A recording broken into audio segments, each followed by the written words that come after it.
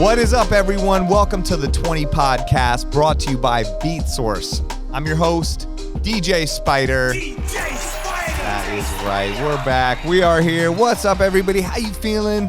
How are you doing today? So glad to be back.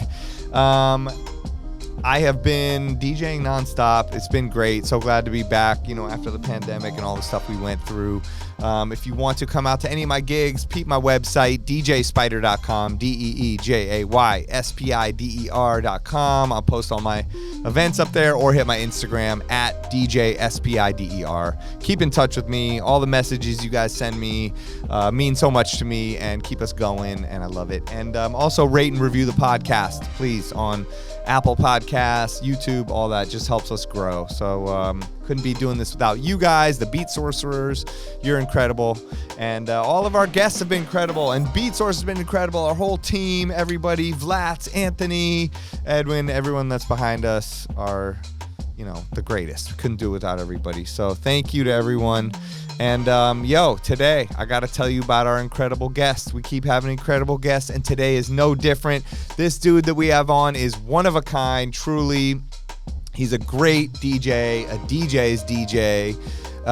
He's a great person, but I mean, when I say one of a kind, you'll hear through this podcast, but I just feel like he's one of those people that does things for the right reasons and does things because of music and being musical, but also can handle any sort of situation, you know what I mean? From all types of private events to nightclubs to anything, and he also has some incredible and hilarious stories that are told on here and drops so many gems and so much valuable info.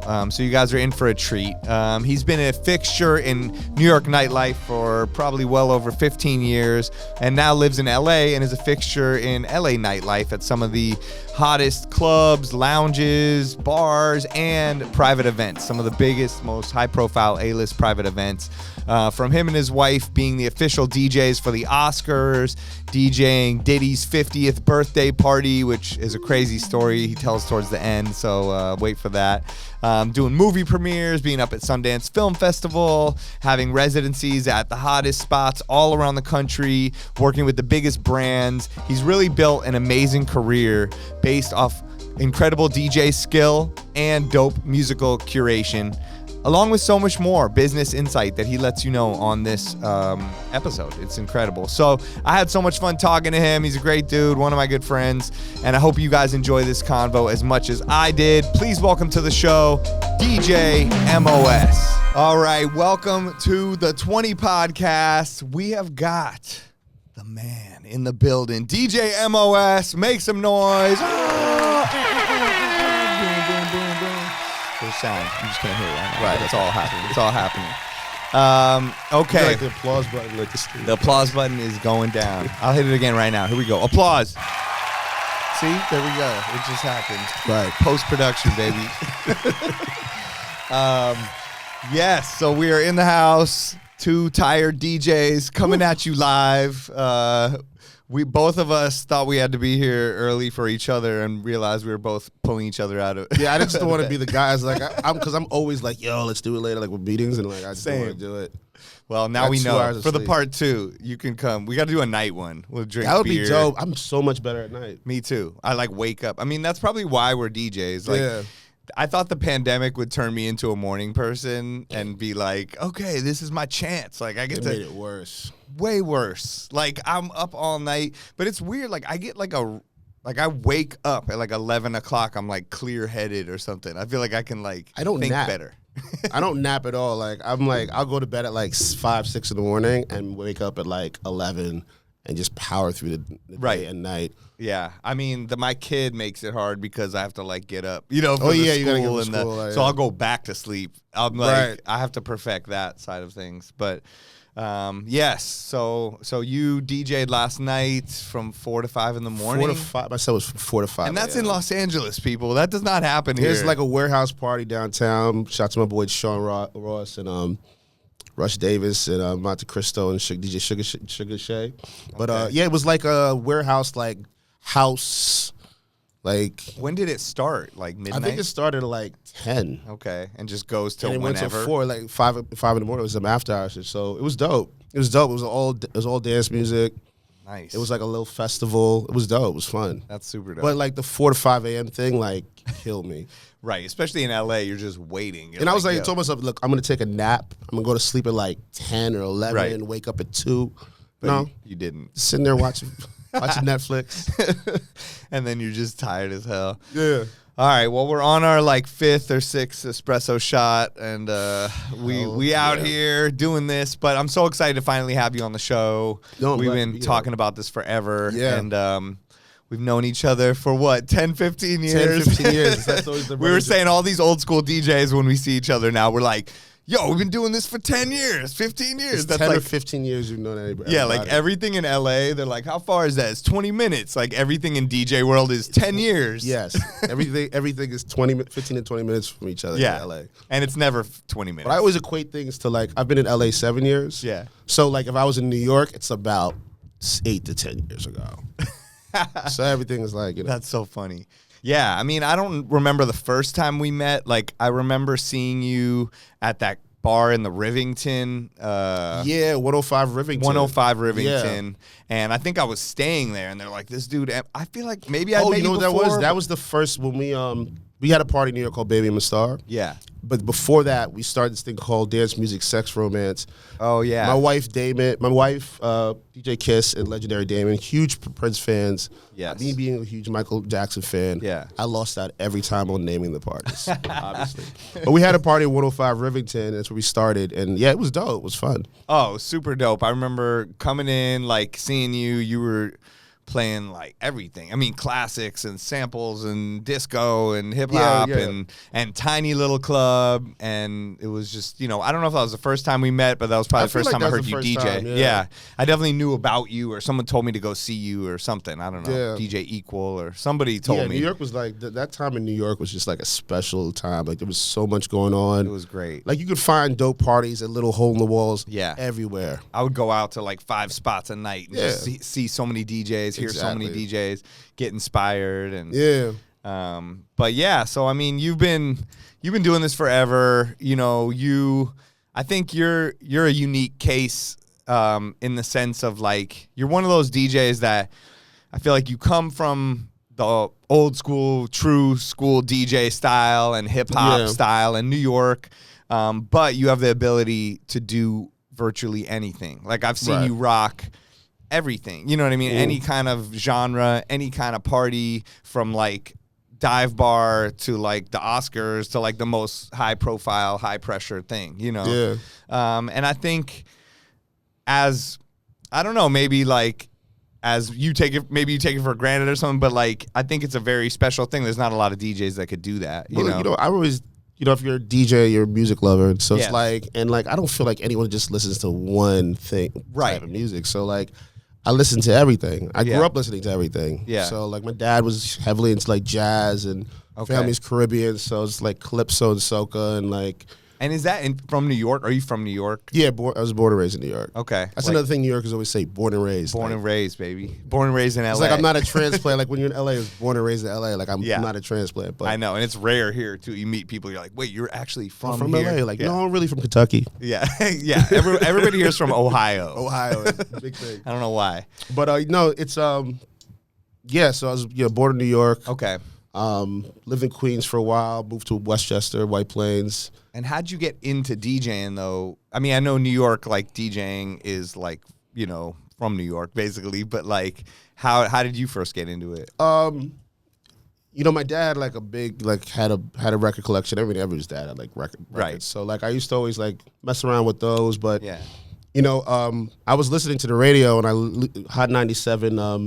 It used to be like a techno freestyle station. Really? Yeah, for a while it was always BLS and Kiss FM were like the hip hop stations. Crazy. With Red Alert on Kiss FM, but then Funkmaster Flex started his show, and I just used to listen to that show. And like Friday nights and Saturday nights, it was like he's DJing live for like the entire night, like, and he's playing the craziest shit. Like I'm like, what is this? Right. So I immediately was like, I want to learn how to do that. Yeah. Because I was always obsessed with music and. Right. So yeah, I used to play basketball at this park, and this kid that I played with had turntables and a mixer. So I was like, oh, I want to buy them off you. So it was like $40. I just told him I was going to pay him the $40 for my allowance. Yeah. And like for some reason, I think I spent my allowance money on something stupid. So like I didn't have the money for like 3 months, and the kid used to show up to my at 9 o'clock at night, because he drove a car. He was older than me. He had a car. So he'd pull up on my driveway at like 9 o'clock at night and knock on my door. And my mom would answer it, and it was like dark, and he's like, my mom was like, what the fuck are you doing? What happened? Right. I was like, you better pay that boy. I'm like, Mom, you pay him. Like, help me out. Like, you're like, I'm trying to get a gig to pay him. Gotta get good enough. Like, if the mom showed up, like, listen, babe, you gotta pay him. Like, you might have to go with them. Oh my God. But yeah, anyway, so like, now he's your manager. No, I'm just kidding. No, I paid him, and then. So yeah, I had like this rinky-dink like Gemini turntable, and another like old technique that like, you know, when you pick it up, like it starts and you take it up, when it gets to the end, it just goes like this. Yeah. But it had the S-shaped arm, so I thought it was cool. Right. No scratching on there. Yeah, like the Gemini mixer with like the transform switch. Yeah. So I had that. I used to hook it up to like my Sony stereo. Right. In the mic jack, and that's how I would get my speakers and record. And like I used to buy vinyl and crazy. Yeah. And then actually my boy who I went to junior high school with, he ended up interning at Uptown Records. Okay. When Puff was there, so he would get all the promo records. Oh yeah. So like I would just get like all these like Mary J. Blige promos and like Heavy D and shit like that. So like that's how I built my collection. Right. Yeah, that was the best. Like in the radio promos, or I became friends with like someone that was friends with Cypher Sounds, and he would get the extra promos from Funkmaster Flex's like things, and I was like, all right, I'll take these. You know, anything to get free records, because it was like $10 a record, basically. You know? Yeah, basically. Yeah, we would like spend all of our money just to be able to DJ a club. Or something. But like back in like the '90s, especially being in like White Plains, we're like 45 minutes from the city, so there was only like 1 or 2 spots near me where you can buy records. So when he's coming with all these records from the city, it's like, oh shit, like you know. So all the new stuff too. Yeah, crazy. And so, so you're from New York. You live here now. You've been here 7 years, and you know, I feel like anywhere that you've lived, like when you're in New York, when you're here, you seem to have like a lot of residencies. Like you're good at partnering up with people and finding your lane within each city. Yeah. And it seems like you have multiple lanes, because I know you do like a lot of super high-end private events, but you also, like you said, you love music and you love DJing, and it's evident in when you go watch you DJ, and you'll do a lot of even just bars and clubs and whatever. Yeah. So what, now that you're in LA and you've been here a while, what are your residencies here? You do a Friday night? Yeah, I've been Edition on Fridays, Friday night. Edition, Sunset Edition. Sunset Edition. I rotated a Nightingale on Saturdays. Oh, okay. Yeah, and then I do off Sunset, like a couple, like one or 2 Saturdays a month. Got it. Those are like the club residencies, but mostly right now it's like private events. Right. You know? Especially now it's like event season, so it's like, you know. Oh, yeah, like awards and just. And that's the beauty of having like, I guess, the streaming services. I feel like there's constantly a movie or a TV show premiere going on at all times. There's no like seasons anymore. Exactly. It's just like, and having all that industry here. You're like, you know, what Netflix show is coming out? Yeah, exactly. So and so, like, you know. Yeah, like I did a movie premiere for Amazon last night. You know, and it's like, you and Mr. Best do a lot of, you know, try to, but you and your wife Kiss do a lot too. You know, and I feel like everybody finds their connections and their relationships within it. It's like we were talking about earlier. You know. Like, a lot of people hit us up like, yo, is your manager getting you that, or your booking agent? And yes, the managers and the booking agents are helpful and recommended and good, but at the end of the day, like, a lot of your own relationships are going to, you know, make those things come to fruition, I think, right? Like, I mean, because I see, like, I mean, you guys have been doing the Oscars. You're, like, the main DJs for the Oscars at this point, right? Like, we got the Oscars when we first moved here. The reason I moved here is because I'd met the people at the Weinstein Company. I mean, it's not around anymore. Oh, my God. I used to do a lot of events for them, too. I, like, took it off my website. Like, oh, my God. I was like, damn it. There are a couple people I work for. I was like, I gotta. Oh, there have been so many nights where they're like, Harvey Weinstein's here and blah blah blah, and like now looking back on it, I'm like, oh my God, Kevin Spacey's birthday. Like I'm joking. Same. I never did that. House of Cards parties. I've seen all these people at the events. I've seen Kevin Spacey in the club a couple times. Yeah. That's another podcast. But anyway. Yes. No, I'm joking. But no, yeah. So when we moved here, I was doing stuff for like Weinstein premieres in New York. And we got that through the Gansevoort Hotel. Okay. Yeah, we were doing the Mondrian. We were doing Baby I'm a Star at Mr. H, the Mondrian. And the guy who does the marketing there hit me up. Is like, hey, can you do this premiere? Yeah. So I did the premiere. They liked me, so I started doing a bunch of premieres in New York. And then they were like, hey, do you want to do the Golden Globes? I was like, fuck yeah. Shit, yeah. Of course. So flew me out to LA, started doing the Globes, the Weinstein Netflix party. And then Kiss was like, yo, we should just move out here. So ended up moving out there into LA. And I remember we were watching the Oscars. And we were like, hey, who does the after party for the Oscars? So I looked up the DJ, found out who it was. And I was like, oh, this is Solange. I think it was Solange that year. So I was like, yo, we should try to do it next year. So this is a weird story. Like literally the next day, my friend Mike Muse, who he's on ABC, does a million things. But anyway, he was in LA. Hey, I'm having a house party. You should come. So I came to the house party. In the kitchen, and as soon as I get in, go into the kitchen, he introduces me to this kid. Yeah. And this kid Sean, and we end up talking, and he's an artist, and he was like, yeah. I was like, what else do you do? He's like, I'm the assistant for the president of the Academy. I was like, oh wow. I was like, holy shit, I was just talking about this. It was just some like weird coincidence kind of thing, but like we kind of hit it off and like became really good friends, and like so around the time when they started like his Oscars were coming up. Yeah. I talked to him like, hey, we'd love to do it, blah, blah, blah. And, he kind of, and again, it's all about like relationships and like genuine friendships. Like people want to book their friends, period. You have to like, you have to like, you have to be out there networking and meeting people and like, no one's going to take your gig. You know what I'm saying? Like, you're not going to take anyone's client. No one's going to take your client. Yeah. It's just about knowing these people. There's a ton of events going on. Yeah. And just being around them for them to even remember and know. That's what I tell people, too. They're like, well, why can't I get booked for this? I'm like, have you ever been out and around? Like I was saying on the last episode, too. Like, a lot of gigs I've got is just from being out there and experiencing it myself, and then they know to call me or, if they see and you just put it out in the world. Like, I want to do this. What it really, and a lot of times what it is like, look, let's say Spider does all the Netflix premieres, Spider and Mr. Best, and then one day you try to book Spider, he can't do it. They can't book Mr. Best, and you just happen to be the DJ that was always there. They'll be like, oh, let's get DJ so-and-so. You go in there, you crush it, then you become part of the rotation. That's a lot. That's a lot of times that's how I've gotten stuff, is just being there all the time. And then by chance, the DJ can't be there, and they're like, oh, okay, you're next in line, Right. And it's not and that doesn't come from shooting emails out. I'm sorry, guys. Emails are definitely important, but being there face to face beats everything. And that's the thing with the going out thing, like you said, like, go yes, out. It's tiring sometimes to go out, and it's fun to watch Netflix and be home and whatever you got to do, and everyone's like, ah, ha, ha, my couch is my life. Like, yes, me too. But I still, even at the point where we're at, force myself to, I'm going out tonight. You know what I mean? Like, and I don't want to. And like, that's what we do. You know what I mean? Like, stopped going out I stopped. Well, back in the day, like, that's another thing. I'm not going out like every night to the club, but like. No, I used to love just nightlife and events. I used to just love going out to everything. And I love hearing the DJs. I mean, that was motivating for me too. So that's like kind of like how I kind of like started like coming up, and just because I was at everything. Right. But once I went to LA, I was like at a point like, I don't really feel like going out. Well, in New York, it's easier to go out. You're like, all right, I'm going to meet you at the spot, and then we're going to go over here, and we're going to go over here. LA, you're like, all right, I got to plan this out. Yeah, like, and LA was cool because like, I knew Richie, Keevan, all those guys doing Oak, and Tile Group moved out here. So I was like, I had gigs out here. I was cool. It's different.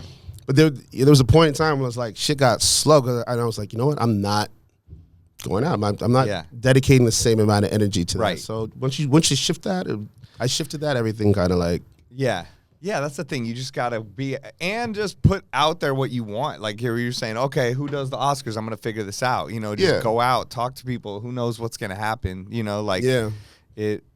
just kind of make it happen, like with manifestation, all that kind of stuff. You put the energy out there. Same thing happened with like Black Panther. Was like, I remember like, oh, Black Panther's coming out. I was like, oh, we got to do that. Yeah. And I just would ask every fucking person that I would talk. It doesn't matter who it was. I was like, hey, do you know anybody who's doing the Black Panther premiere? Like, this is like 9 months in advance. Like, dude, I don't know.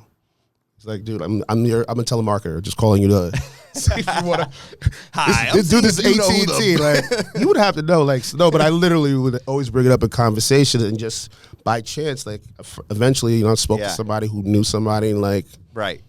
Yeah, you're here, especially being in LA. You're gonna know someone that knows someone. Listen, closed mouths don't get fed. You just gotta like. Yeah, that's what I say. Closed mouths don't get fed, or like squeaky wheel gets the grease, or whatever. Yeah, you gotta, you don't want to be annoying to the point where people are like, get this fool out of my face. But you want to be persistent enough where people remember that you're there. Everyone's getting bombarded by mad shit. You know what I mean? Like, I forget about things, you know, and then people are like, oh, you flaked out. You know, it's like, I did 20 other things. I forgot. You know, I missed the text or whatever. But yeah, you just gotta like, don't be annoying, but like, just don't be embarrassed to ask. Yes. You know what I'm saying? And don't. Especially if you have something to bring to the table and back it up. It's not like they're going to hire you and you're like, all right, here we go. And you do some whack thing. Like, you're going to kill it and be dope. You know what I mean? You know what you're doing, and you Exactly. So it's like you're just asking for the opportunity to show them what and that's like, possible. you know, they're looking to book people, like, and then that's, you know. Yeah.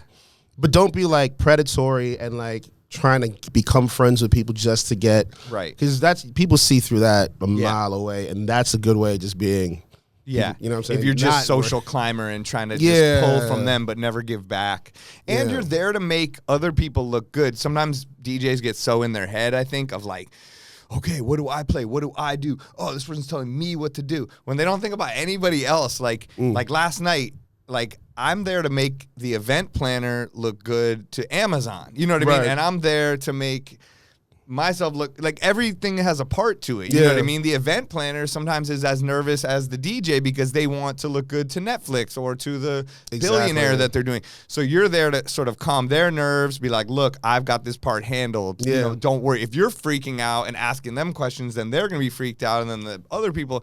So it's like, I realize a lot of times my job is just to calm people down too, and be like, we're here, we're gonna have a party. I'm here just to bring a good vibe, you know, and like, don't worry, you know, like, and you have to like. No, that's another thing. Like, whenever I'm doing gigs, like, I get there early. I'm like, I freak out. I hate, like, I have anxiety. I sweat a lot. I hate getting places late and having this.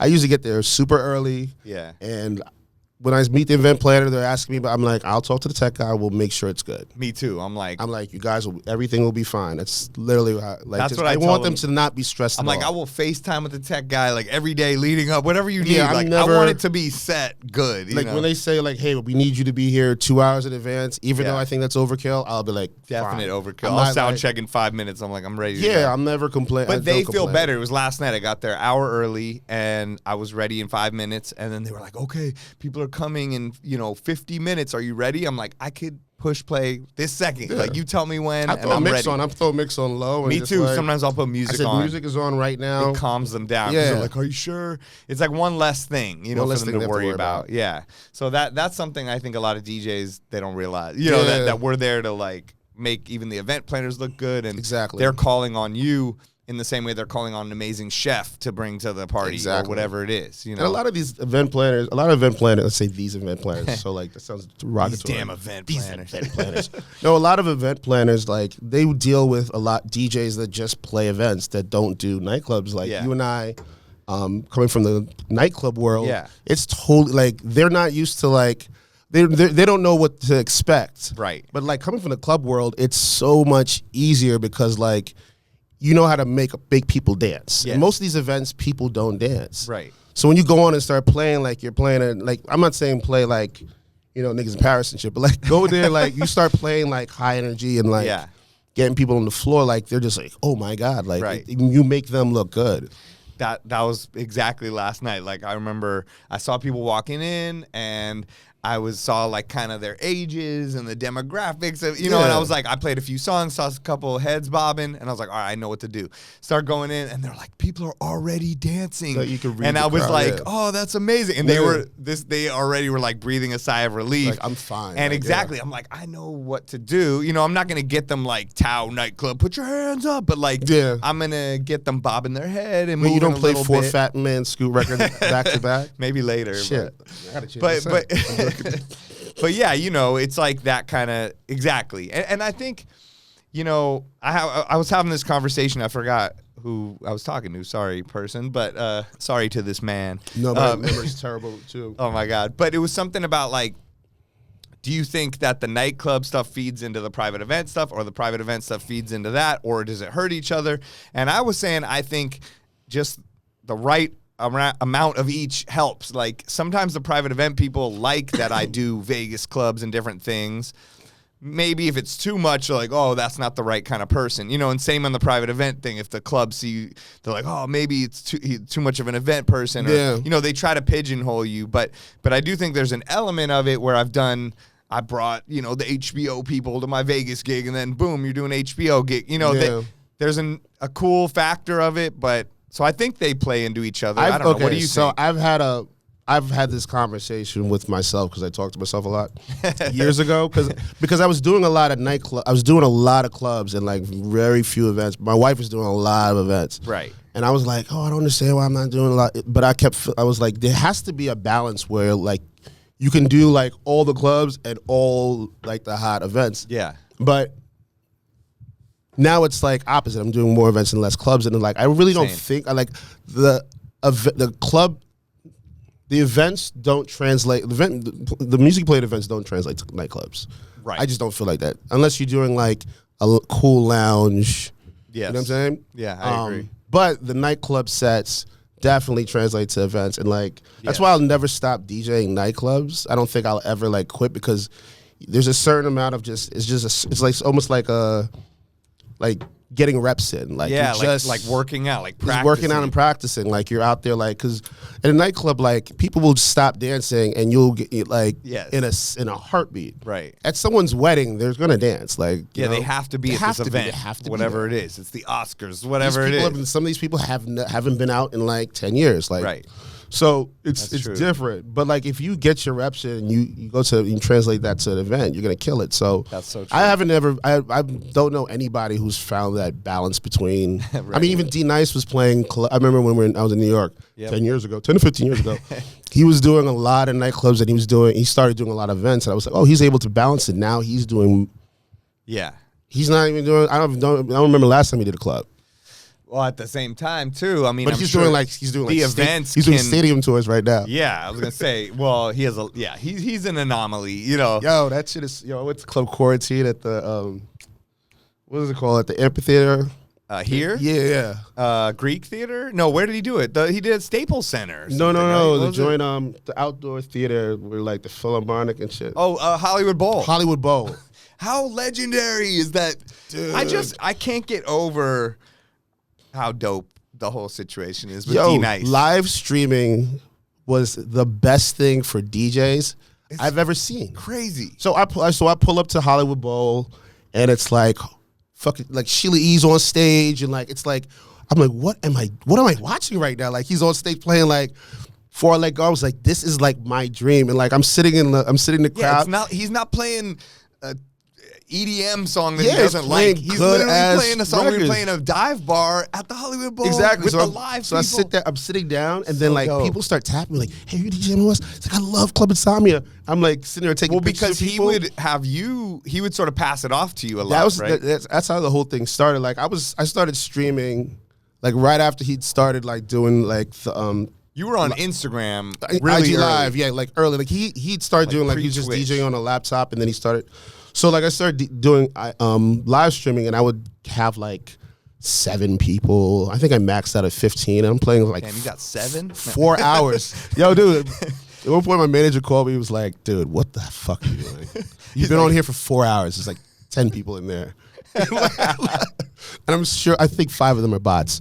So like I and 2 of them is your mom. And dad. Like my mom and dad just like having me on mute. You look great, honey. Yeah, having me on mute in the corner. So I remember like, so Kiss was doing a live stream for Black Girls Rock with Beverly Bond, and like, so yeah, I just texted D-Nice, him, hey dude, yo, you like, how like, what the fuck? This is crazy. Like this is the day after like he had like Michelle Obama and all those people on it, and I was like, dude, that shit was fucking nuts yesterday, blah blah blah. Then he calls me up, he's like, yo, so we started just talking, like, you know, we were just talking shit. It was fucking hilarious. But he said, yo, I'm gonna play for like an hour or 2. I can send, I'll send people if you get on, I'll send people to you. I'm like, Yeah, fuck yeah, let's. I didn't know, 'cause that's before like we were all like rating each other. Yeah, and shit. yeah, it was, yeah. So like I was like, I didn't really know what to expect. I was like, oh, I'll get a couple hundred hopefully. Yeah, dude, I turned on my thing. It was like 500 as soon as I turned it on. Then it was like 1,000. Then it was like 1,500. Then it was like 15,000. And then like I think it maxed at like 25,000 people. Dude, I'm sweating bullets. And like everyone, like I'm getting in your kitchen. Yo, but I'm getting texts from like everybody, like people I haven't spoke to. Dude, I remember Jessica Rosenblum, who I love, used to manage me. Yeah, she's amazing. She's fucking amazing. But Jessica was texting me like, stop staring at the camera, blah, blah, blah. I was like, Jessica, stop it. I love Jessica. Oh my God. But it was, but yeah, that's how the whole thing started. And like, I remember I streamed for like 7-8 hours. And at the end, I looked at my Instagram and I had 35,000 new followers. What? Dude, I have literally had 35,000 new followers. Oh my God. I was like, oh shit. Well, that was like him. He had like a million. Dude, that's the 2 exactly. million. I was like, yo. I was like, dude. Like I remember when he had like 100,000 followers like, wow, he's killing it. It was like, whoa, 1 million, 2 million, 3 million. Like, but like that kind of like started like and everybody. real people that love him and that love you. You know what I mean? Like you ended up selling merchandise and having like your own Club Insomnia and your own things. And it's real people that love you and are dedicated to you. But that's the crazy thing. That's what I realized about during pandemic is that like the people that are following you for your music. Yeah. The followers I had before, I think I was at 30,000 followers before that. Right. Those are just friends and just people that are like cool and they see you in the club like and the shit. Internet. Yeah. Yeah, but like these people actually love the music that you play and are following you for that. Yeah. Like and they're genuine. They're going on. Yeah, and like so like we, started Club Insomnia and yo, the people the people of Club Insomnia, shout out to the Green Apple crew, they are like the best fucking thing. Like it literally I get chills sometimes when I think about it because I remember one day like a month or two in, they literally said, hey, check your mail, make sure you check your mail just so that you're receiving a package. I received like this big box and they literally made a book, like a coffee table book. Like nice coffee table. There's a picture of me on the joint. It's a club site. You open it. It's all my flyers. It's people.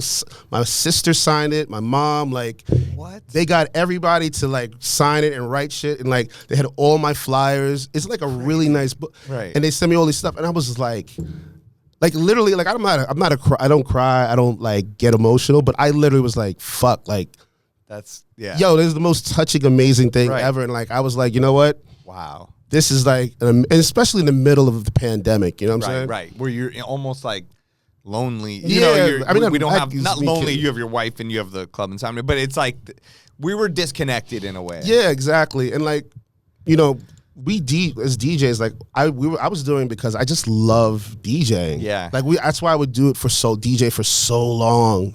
In a row. Like I remember one night I probably did like 13 hours straight.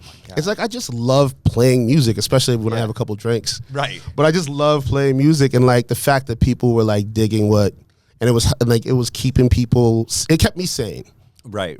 Like it kept me sane because if I wasn't DJing, I would have been like probably still be drinking, just sitting in front of TV watching Netflix. But like that's definitely like as much as like people said that it helped them, they helped me. Right. That's huge. And that's what I heard a lot of DJs say. And I feel like that's such a prime example of it. And eventually you moved on to Twitch and I started doing both, Twitch. Right. Yeah, I was doing both for a while. And then Instagram got really crazy. Right. With the take flagging. Yeah. So but I'm gonna try to start doing Instagram again. Have you streamed? When's the last time you streamed?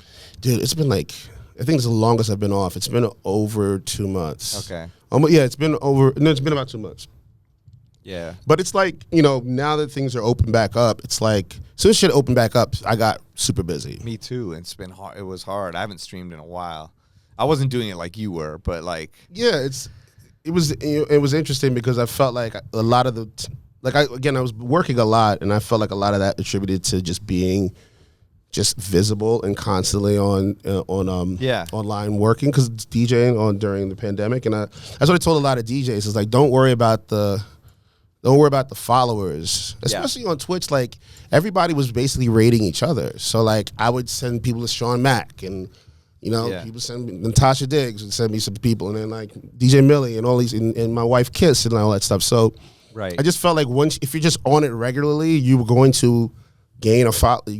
People will find you. Right. It's just like going out. It's like you're just around, you know, like, and people know, oh, there we go. This is a dependable thing that I like, you know, in a person, and I want to support this. Yeah, and then you're able to now start your own. A lot of people just started their own party, like Bella Fiasco's got for the 444 party, and that's the thing. Everybody has their own thing. It doesn't. A lot of people, I feel like, only compared themselves to D Nice. Like, I would do that if I could get the licensing, but I can't get the license. You know, some weird excuse where it's like, come on, like, you know what I mean? He's obviously one in a billion. You know, he's his own thing, but everybody can do their own thing. Like, I remember here, you know, talking to Little John back in the day, and he was telling me, like, I forget what he said, but it was something like, I don't need to be Coke, like, I'll be Dr. Pepper. Like, I'm still killing it. You know what I mean? Like, exactly. You think that you don't need to be the, like, absolute top thing, or the people compare themselves against one thing when it's like there's a billion different ways to go about it. I had this conversation with a bunch of DJs in the beginning. They're like, yo, I would love to do, but like, you know, he's already done it. I'm like, dude, what the fuck are you talking about? Right. We're all doing the same thing. Being number 5. Yeah. Yes. Like it's still a good thing. It's like, if you go to New York, it's a prime example. How many pizza shops are they? They're all making pizza. You know what I mean?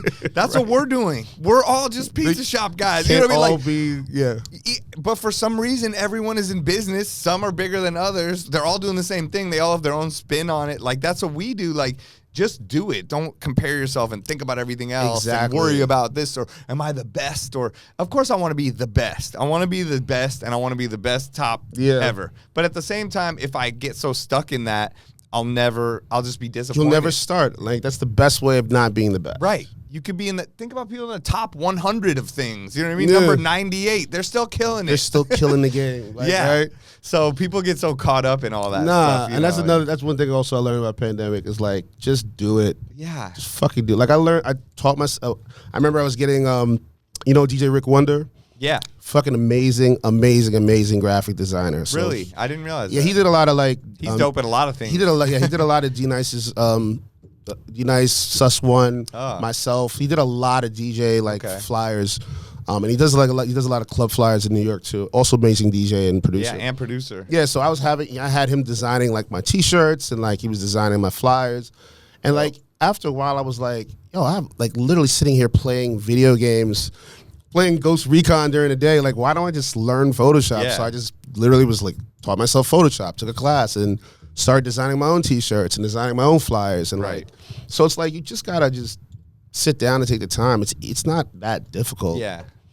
I mean, you're someone, I feel like you're someone that seems like, we've been talking about it the whole episode, but like you'll go out and just get some shit. You know what I mean? Like, or you don't want to take no for an answer, and you're curious about it, and like you'll go forward and like do it. But I think a lot of questions people have for us, people that have like managers or booking agents, is like, how much do you do yourself, and then how much do you let them do, or how much does that help you? Like, I think you should look at a manager as somebody that is managing your career. Yeah, you are ultimately the artist, and you're going to be the one mostly getting the stuff. Like DJI is my manager. They definitely booked me for a lot of great things. Right. But it's also that they have a lot of relationships based on all the DJs they've worked with who have great relationships. So it's like, you know, like let's say Ruckus can't do something, I might like they may recommend me, and then like I'll so that's kind of how that works. But you ultimately you are your best asset. You are your own PR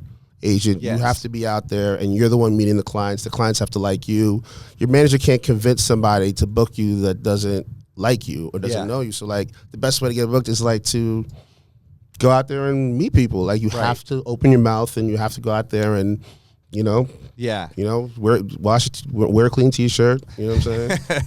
You know what I mean? Like wash sneakers. But I think ultimately that's really what it is. You can't go to a management company with no booking, like no residencies, You can't go to a major one and they're not going to pick you up because they're like, you've not done anything. It's like even if they do, they don't have a magic wand. We're like, wow, you just got booked every week. It's like you're an actor. Like imagine like you're not going to, if you're just a struggling actor, like William Morris is not going to pick you up. Yeah. You have to be out and meet Quentin Tarantino at the restaurant. Like, and he's like, you look great. I got this movie coming out. So I think managers more are like, you got to look for like, are they able to negotiate?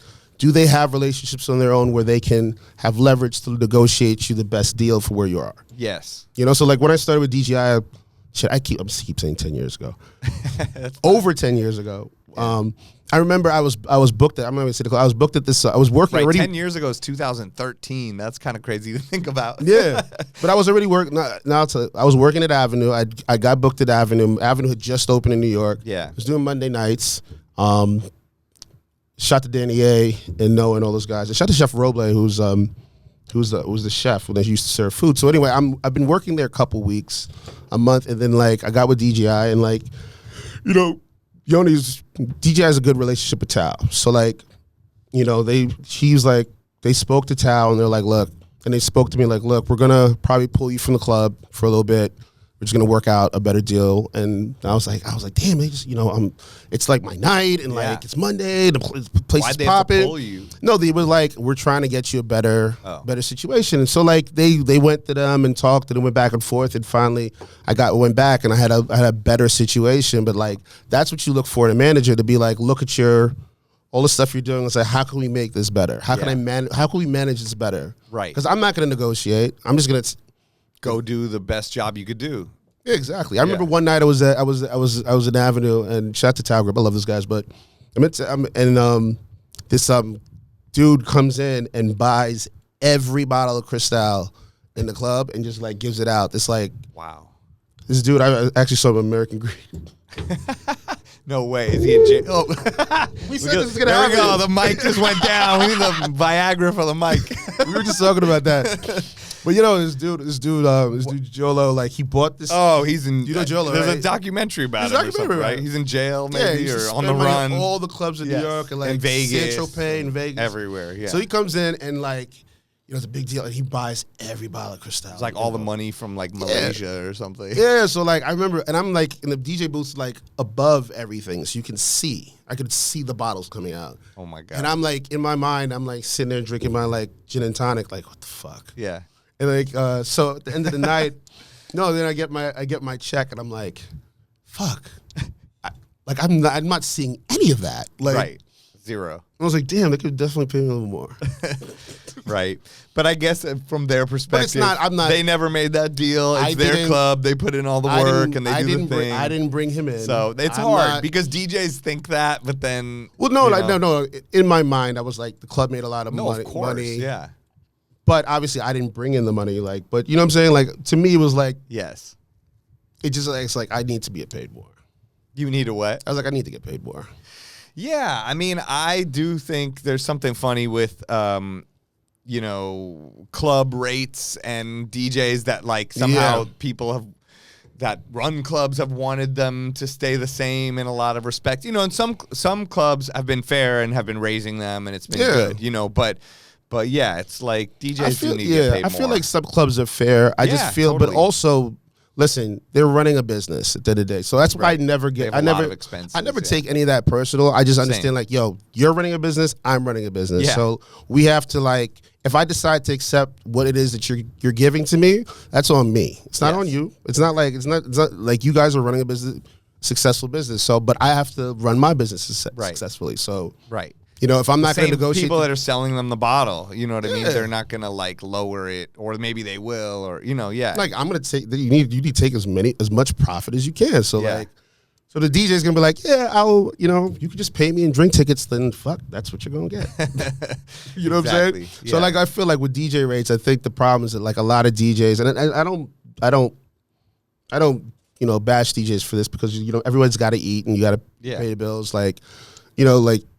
Taking, you know, $200 to play for 8 hours at a club in Vegas, it's like, okay, kind of fucks with like the whole. It messes the whole ecosystem up, yeah. But then at the same time, I do remember being in, you know, your early 20s and you got an opportunity to play at an amazing place and you've never done it, and like you would do it for free, you know? I was like, and so it's so hard to like, like, so I understand, but then, at the same time, it's hard. But also, you know now I really think about it, I think it's like bringing value, trying to figure out how you can bring the most value to a club, and then being like, all right, now you got to pay for me.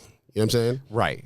Yeah. So like just being like, I tell a lot of guys like, look, you should start linking up with the promoters, meeting people, and just start creating email lists, meeting the clients. Some of the come in on nights that you're not DJing, hang out, like, you know, meet people, and like, you know, like I know a couple DJs that are like really great, really good friends with like huge bottle clients. Right. And like when they DJ, those clients will come in and spend money, and it's like that's value. That's what clubs will pay you a lot of money extra for that. Yeah. I mean, I remember when I started my first residency at Wynn in Vegas, and I had dinner with Vice one night, and I was just kind of asking him about how he approaches it when he gets there, who he talks to, what he does he come at the last second? And that was kind of part of what we spoke about, was like, he's like, I try to go around to all the tables of the people that I know and thank them and talk to them and, you know, get in good with those people. So because those people are going to be in Miami, Chicago, New York, LA, wherever, Dallas, you know what I mean? These cities where people have money, and they can easily fly around to all of them, you know, and you're going to see them in all these places. So to be in good with them, and that's how you're going to get these traveling residencies. And now it's different. We are in a somewhat of a different time after the pandemic. It's just, but it's but we're getting back to that. Yes, definitely. It is coming back, you know, but yeah, Vice is really good with that. And like, he's one guy, like I definitely, I'd heard that and learned that from. Like, you just gotta, I mean, I'm not great with that.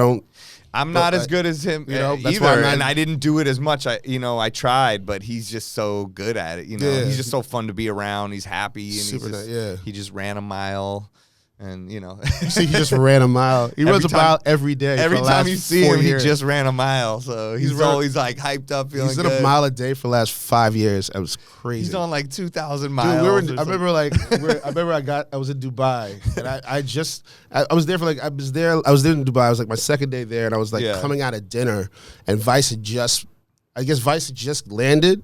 Right. And he's already got like his running sneakers and shorts on. So like it's like 8 o'clock. It's like, I'm like, oh shit, what time are you playing? Oh, I got a DJ at like 11. I'm like, oh, what you about to eat? Like, no, I'm about to run this mile. I'm like, dude, it's like, it's like Friday night. Like people are like, you're about to run? Like it was wild. It was like dedication, man, amazing. It was like that movie, The Redeem Team. Did you watch that on Netflix? And it was like about the Olympic team and then Kobe, and they all go out. It was actually, they were at the Wynn going to Tris. And then they come out of the club at 5 a.m. and Kobe's going to the gym. He's like, I'm going to the gym right now. And you're like, yo, what? I guess that's why you're doing that's really why you're Kobe Bryant. Yeah, exactly. That's why you're Vice. You're running that mile. Exactly. But again, just to sum up what we were saying, like, just run your bit. Like, just understand that, like, as a DJ, you are a business. You know what I mean? Right. You are DJ Spider Incorporated, so you got to run it like a business. So true. At the end of the day, like, you know, and you have to do things. You're gonna have to do things that you don't want to do. I mean, not prostitute yourself, but in a way. But no, you have to be out there just shaking hands, kissing babies like a politician sometimes, and like, it only helps. Yeah, as much as DJs are like, I hate doing this, or I don't want to do this, or we shouldn't have to do this. It's music.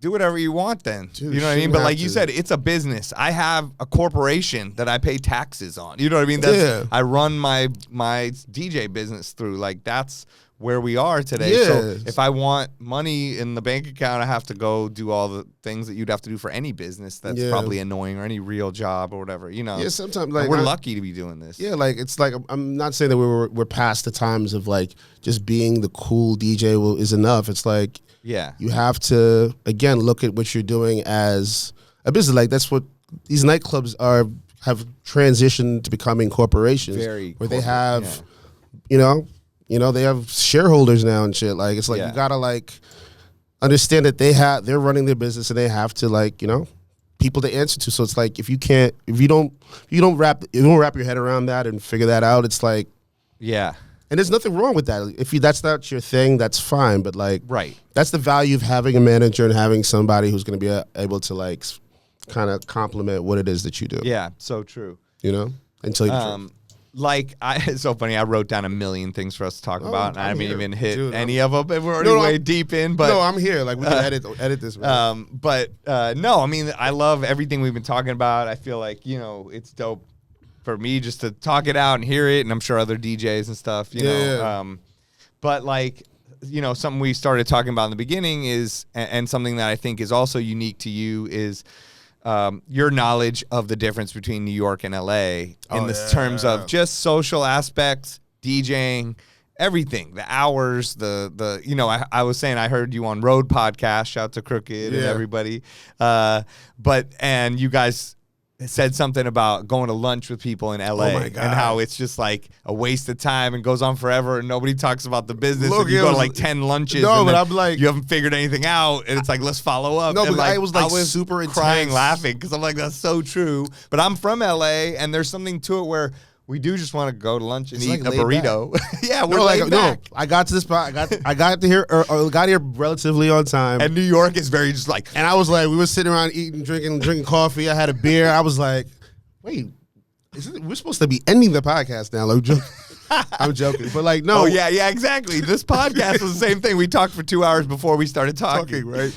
Yeah. No, but like, welcome to LA. Yeah, I remember like, because I was again, I've always been like super like, me and my wife were just super diligent like with meeting with like, so in New York is a certain type of energy like. Just you go into office. You just gotta go fast. You're going place to place. Yeah. 10 things in one day. Yeah. Like it's just movement. We're moving fast. And like you don't have time, from my perspective in New York, to like bullshit or even have fakeness or just be like. No one has time to listen to your face. Just like no one has time. This is what's up. If you can't deal with it, get the fuck out of my face. If you can't get what you're done, you know. If you and can't here get it's out, like, hi, I'm saying something that I totally don't mean, and I'll see you later, and we'll have this weird thing. You know, it's like like everything's like 5-10 minute conversation in New York. Like get it done, boom, boom, boom. But like, no, I remember I had a meeting with somebody and was like, and we were like, all right, cool, let's do lunch. I'm like, cool. It's like a Monday. I went to the office and then we went out with a bunch of people for lunch. And I said, who are all these people? So we're sitting down and like I had like my little book and my pen and I was like, all right, we're ordering sushi. And I was like, all right, cool. So like, yo, dude, chill. We just eat, like having a beer and like, I'm like, dude, it's 2:00 on a Monday. Like, what are you doing? Like, in my mind, this is what I'm thinking. But then I'm like, oh shit, this is like, but it took me a while to adjust to the LA. Like, it's almost, more like kind of like. It's almost like that. It's like you said before, the relationship thing. That is the meeting. That is the thing. You're around and you're doing a thing. So then when opportunities come, we know we're all in the same zone to work together. Yeah, maybe. but like again, New York New York is not all business. It's like, yo, there's like, yo, why don't you come check me at the club tonight? All right, cool, we'll see you tonight. And then you're like, oh, this. It's everything's fast paced. LA is so much more relaxed and like. You know what? What else? I just thought about in New York. I feel like you see people all the time, and you know you're going to see them tomorrow. You see people all the time. You won't see the person again for like a year. That's you know the what truth. I mean? Yeah, that's really what it is. So you do like you see someone, you're like, I haven't seen you for 10 years. You know? Exactly. No, but you're like, I haven't seen you since March. You know, and you're like, damn, because people just don't go out, or it's so spread out. You're like, I've been in West Hollywood. Oh, I've been in Silver Lake. And it's like downtown to here is like it's a different world. So I guess that maybe I just thought about that. I never used to think about it, but again, after being here 7 years. I've actually learned like shit. Why the fuck were we doing shit like that? Like why are we killing ourselves like that? Like, I know. Like this is such a better way of life. It is funny when people from New York come here and they're like so chill. And I even see your manager Yoni like on hikes now. Yeah, you know? like everybody's different. Like I like hiking and eating. When we moved here, people were like, "Oh, I would never move to LA," and they're moving here. And like I told you, it's like So again, it's just being it's just. The moving at a little bit of a slower pace, and it's definitely a better way of life. You know what I'm saying? Yeah. But we still have that New York hustle. There's that will never be replaced. That'll never be replaced. And I think that's something that no other city really has. You know, the way New York has, and there's a reason why people from New York do what they do and are the way they are, and I think it's something that shouldn't go away, you know. But again, because of the environment that you're in, that's how you have to operate. And DJing is different. Like I was saying here earlier, like we do clubs here, you do the quote-unquote whole night, okay, 10 to 2. But you're probably DJing for people from like 11:56 p.m. to like 1:52 a.m. You know, like people are not there before and after that, you know. And in New York, you're not even playing your big records till 1 a.m. and you don't even know when it's gonna end, right? Bro, I was so New York is like, I remember like 10 June would be like 10 to 4. Yeah, I'm playing from 10 o'clock to 4. That's long, and sometimes it could go past 4, right? Yeah, sometimes it go past 4. Like so when I moved that, when I started playing like club, I started playing Playhouse out here and like One Oak and all those places. Yeah, yo, I was like, oh, this is easy. Like shit, I was like, I have an opener and like I'm going on at 12. Like, all I got to do is play 2 hours of like the hits. So I went, but living out here for a long time, like, I remember going back to New York and I played, like, I think I played Little Sister, and Little Sister was packed. And I'm DJing, and it's like, dude, I look up, it's like 1:30, and I've played everything. I was like, oh, like, what am I going to do? Yo, but I was like, oh, I'm going back home. I'm going to be good. Like, I know how to do this. But, yo, it was 1:30. I was like, I played everything. I was like, holy shit. Yeah. I started playing, dude, I was playing DMX. I was playing Rough Riders Anthem and like the Benjamins are like 1:45. People were like, what are you doing? You're like, that's like the 3:15 a.m. Yeah, I was running. I ran out of records. And then I started panicking. I was like, oh, fuck.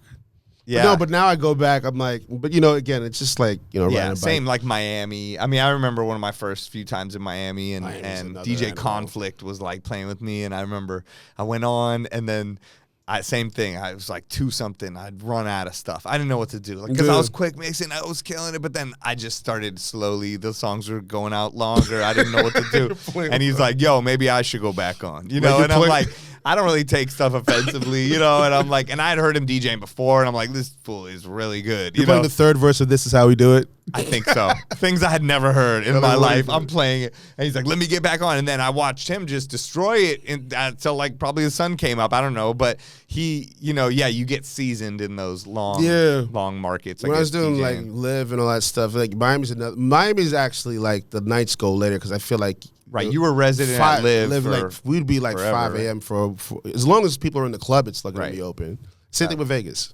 Yeah, Vegas. Oh my God, you're like sometimes it'll just be one table that's buying and the whole club's empty, and you're like, I have to just keep going. Like the sun's coming up. Like what's going on here? I remember one time I was doing this place called Air Lounge. It was like the basement of Air, and this is back when I was playing on vinyl, and people were still in the club. It was 6:30 in the morning, and I was on vinyl. I was playing like literally like rock, my rock crate. I was just running through like Led Zeppelin and all this shit and like Van Halen records. I was playing records I have never played. Like, you know what I'm saying? That you just brought with you in the back of the crate. Whatever that was on the B-side of Jump. Yeah. I played that. I was like, I have no idea what's on that. It was some shit. I was just going, but it was for Teacher or something. Yeah, exactly. I walked out like the sun was up. I was like, this is insane, but it was fun. Oh my God. I mean, there's something special about coming out when the sun's up. You do feel it's pretty amazing. Or eating food. I've been in New York where you're just eating food. The sun's coming up. Yo, it's something amazing about it. But like as you get older now, now it's like, fuck. Oh, I'm so happy when they're like, all right, it's 1:55. We're gonna be winding it down. I'm like, let's go. If I'm out and the sun's coming up, all I'm thinking is like, my wife is getting up right now and I'm not there. Yeah, I have to freaking explain myself. I'm like drinking water, trying to sober up. Like, yeah. Now when they're like last night, they go, all right, so when this song fades out, you can be done. I'm like, oh, it's weird. It's starting to fade out right now. You said it as the fade. The song's only 4 seconds long. Yeah. I'm like, don't tell me when this song fades out because I will fade that shit out immediately. Exactly. Like, if you're ready to go, I'm ready to go. Okay. I'm ready to go home. Yeah. So do you have any you were telling me some stuff about like Paul's Casablanca and like some dope spots out there. Do you have any favorite spots to play out there versus out here? Yeah, Paul's Casablanca, like one of my favorite places in New York. Really cool. Big shout to Paul 7. He's got also Baby Grand, which is dope. I've been to Baby. I haven't played there. Actually, no, I think I played there when they first opened. But Paul's Casablanca is just like really dope. Like you could kind of like play anything. Yeah, it's like it reminds me of how clubs used to be back in like the mid 2000s, late 2000s. You know what I'm saying? Right. Like you can just play like rock and hip hop and like house and like disco. And it's just like, and the crowd is super into it. You know? Yeah, I love that. And you find like those places are. Those are the places, again, like a lot of people believe those are places you'll get booked other places and and get booked for an event or some shit like that. Yes. The people in there will hear you, your diversity, and they're someone that's plugged into something. Yeah. I remember like somebody from like Disney was there randomly in front of the booth and we talked, but If you're playing it like, but also like again, I love like Marky's a dope spot out there, and Little Sister's really dope. But again, like playing there is like you may get booked at Live, and you'll like, you know what I'm saying? Right. They're both equally dope paths, but like again, being someone who's has done both, it's like for me where I'm at right now in my career, I love the lounges and being able to like kind of explore play a more musically diverse set. You know what I'm saying? Because me too. I also got used to it during pandemic. You know what I'm saying? Yeah. Like you got a chance to like kind of really go through your music. Yeah, your musical knowledge that you have and bring it to the table. And I think a lot of the future of a lot of these spots that we're DJing are these lounges, small spots, places connected to restaurants. I feel like that's where we're different business models for clubs now. It's not just open a club with bottles, boom. It's all a cycle. You realize like in the 90s it was big. It was like the Tunnel and Club and Expo and Exit and all that shit in New York. And then people in like the early 2000s, it started late 90s, early 2000s, started going to like Shine and Life and like Mark Ronson and these guys, Eric Poe, and all these people started coming up and doing like the cool lounges with celebrities. And then we transitioned back into like the big room, like Vegas and like Live and all that stuff. And now I feel like we're transitioning back into like all these, you find a lot of like cool lounges popping up. You know? Right. Yeah, so, and then the big clubs still have a place, but it's they still have a place. Different. They still have a market. Like people are still going to want to go out, spend money, and like buy bottles and celebrate and shit like that, and big presentation and like big acts performing and stuff. But like I feel like young kids that can't afford to buy a table, are gonna want to go to something like cool and like relax, and like celebrities want to go to something cool and like like even around like Bungalow or spots like that. Saying I see a lot of college kids, or like the Houston Brothers have all those little bars and clubs and speakeasies, and people like to just go to those. And exactly. Like a lot of DJs, a lot of young DJs are doing like I'm friends with are doing like their own parties downtown and developing a huge following and doing like their own where they play their own shit, like music that you never will hear in like a nightclub, and like. I think that's really amazing. Me too. That's what I love about LA. It's like it's more diverse than people think. Yeah. Oh, totally. People are like, it's LA. It's like you cannot just. There's so many neighborhoods. There's so many different kinds of people. There's so many different venues and music, and there's something for everyone. There's something for everybody, and like it's like you just have to go out there and know where to look and find it, but it's there. Yeah. What about so we were just both up at Sundance Film Festival last week or 2 weeks ago. Or I don't even know what day it is, but we were. Dude, that was such a blur. I was trying to go check you out, but I feel like we were in the same rooms at the same times and we didn't even see each other. Like I passed by the Chase Lounge when I first got there. I came to your gig right after you and Kiss just left, I think, at the CAA party. Oh, shit. Because Danielle was like, yo, come meet us. And so I got there. You had just walked out. And then she's like, let's go to Tao. We all went to Tao. I saw you post a video from Tao that night. I was on stage 10 minutes later, but I never saw you. Mel told me that you were there. I was like, yo, where was it? Because then I saw a video that he posted, and it was and he was like, filmed by M.O.S. I'm like, I was right there. Dude, I was standing on stage for like, I feel like an hour, bro. Yeah. I was so funny. Fucked up from the CAA party.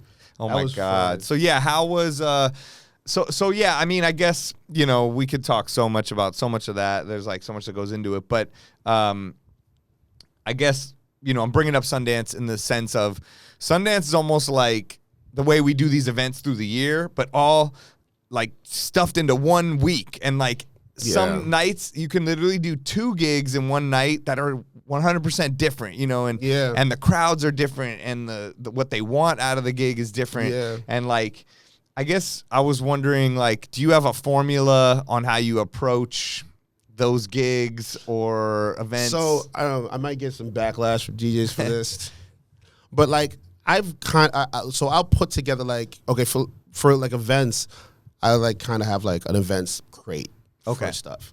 And then but depending on break down the organization. Yeah, I have like a general events crate that I have where I just throw cool shit that and you have like sub crates in there, or just events? No, it's just as events, and I just throw songs. I just throw that work at everything I can find in there. Okay. Like, from the most random electro record that's cool, from like Night Is On My Mind, Oliver, to like Justin Timberlake, to like Nicki Minaj or Cardi B. So it's all in there, and like I just kind of have my favorite songs that I pick out of those crates for events, because again, events aren't like high pressure as a club, so I feel like you have time to kind of get your groove. You know what I'm saying? Yes. And I think that's the thing with DJing. It's a groove you got to get into with the crowd, and once you get into that groove, then it's like things just start to flow, and you're thinking 3-4 records ahead, and you're like, oh, you know, it's So events is it's easier in that way. For nightclubs, it's like I will literally like come up with a set list from beginning, from like.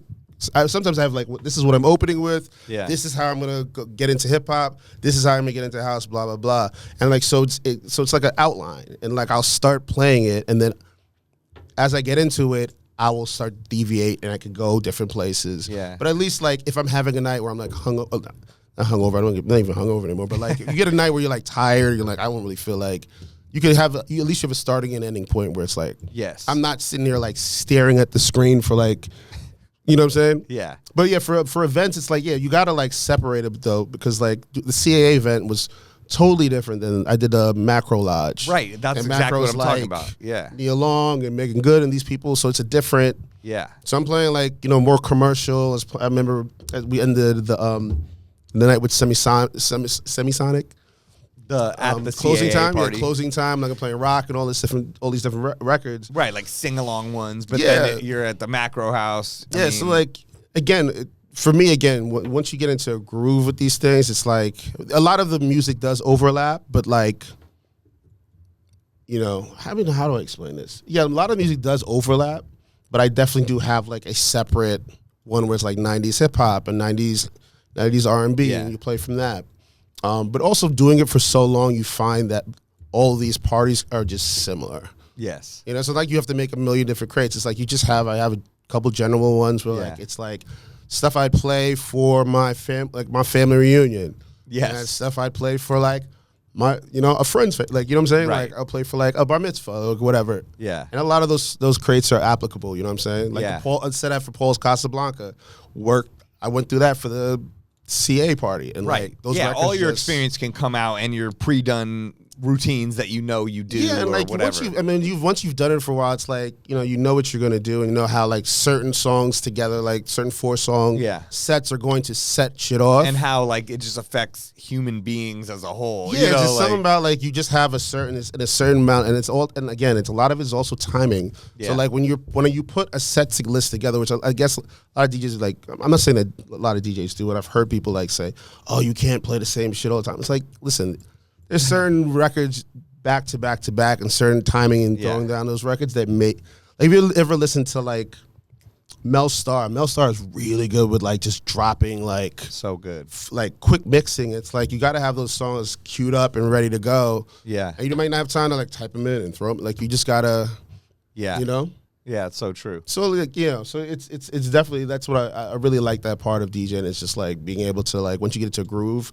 And things start coming to you and like exploring and having fun with it. So, what about like we were talking about the difference of clubs and events, and something that DJs deal with a lot, I think, is being micromanaged. Yeah. And like, how do you? I don't even know what to ask exactly. How do you deal with being micromanaged as a DJ?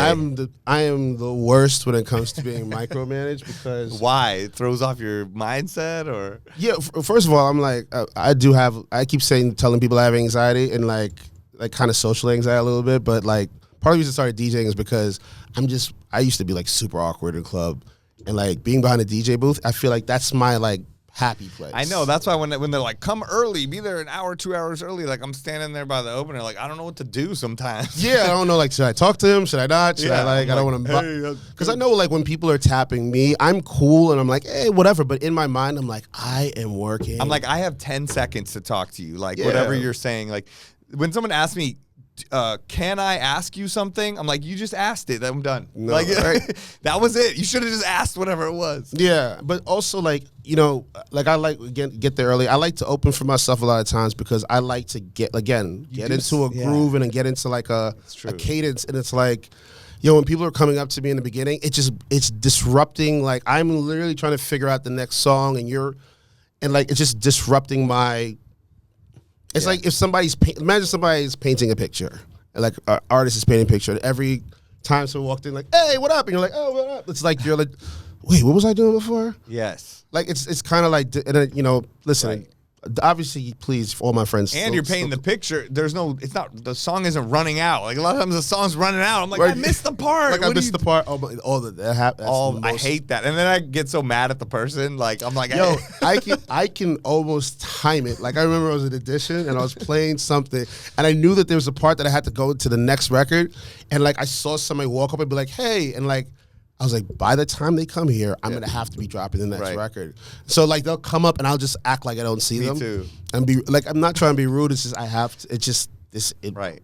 I'm trying I'll to just be like, people, wait a second, you know, and I'm like, especially in the beginning when like people are just starting to dance. Right, it's that crucial moment. It's like you're building a fire with like the kindling, and like it's just starting to go, and you're like blowing on it lightly, and if you you know, it could just go out, or you could get it going, you know. Exactly. And those people are like, yo, so how you been? What's have you seen this White Lotus? It's like if you're playing. I don't want to talk right now. If you're playing the third verse of Work It. You've played it way too long. Yeah. Work It is a good record to get the party started in the beginning and like the commercial close. But like if you play it like even like the second verse, you gotta get out of that quickly. Right. You gotta be already have a plan with that second verse. Or a time you're about to drop out and trick and throw a curveball or something. Like what you're talking about before, energy. It's about energy and like So it's a very delicate thing. So like that's but so when people come and micromanage you, it's like, dude, like you talking to me right now is making the whole thing worse. Like you like interrupting my well, I'm working. Like it's like let me I've done this, we've done this.